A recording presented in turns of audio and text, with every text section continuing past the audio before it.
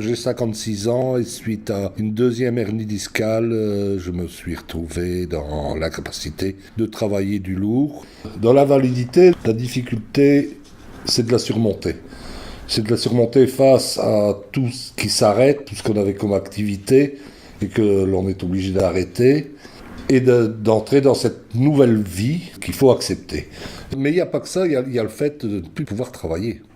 Et alors, qu'est-ce qui se passe? On est entre quatre murs. C'est la belle vie les premiers mois, c'est gai, hein, on est en congé. Hein, c'est la télévision, c'est l'apéro le midi, le petit vin qui va avec en mangeant, la sieste, le café, le soir bien manger. On prend des sales habitudes et puis on déprime. On déprime parce que on ne sait plus faire bien ses lacets, on a du mal pour mettre un pantalon, pour un tas de choses, de la vie courante. Et là, il y a des contraintes. La première que j'ai rencontrée, c'est le train de vie.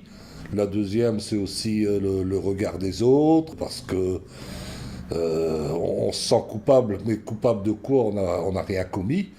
Or, c'est peut-être pour ça que je suis parti dans le volontariat, pour peut-être pallier à ce type de culpabilité que j'ai eu.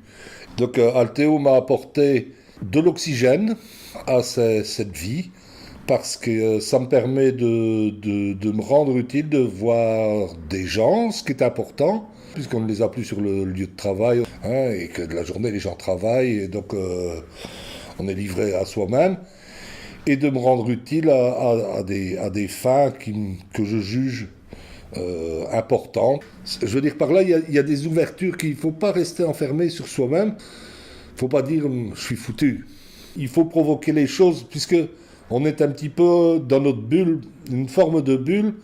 Faut oser faire des choses. Et alors, surtout, ne pas s'enfermer sur soi-même.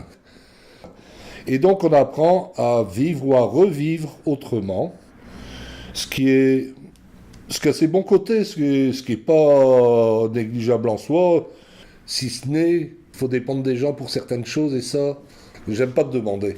Par fierté, peut-être. Alors que j'ai un voisin qui s'est... quand il fallait tondre la pelouse au début, il l'a fait. Après, j'ai dit, non, je vais essayer de voir par moi-même. Bon, par contre, il me demande toujours si je vais faire de la salade avec ce qu'il y a dans le gravier. Mais ça, je ne sais pas l'enlever.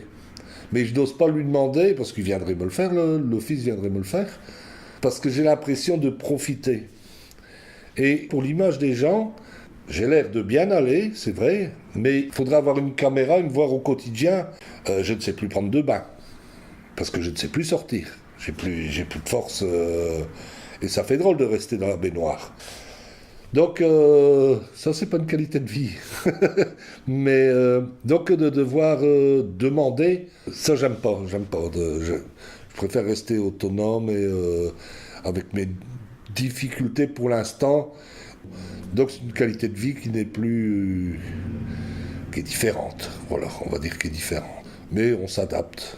Je crois qu'il faut réapprendre à vivre autrement que...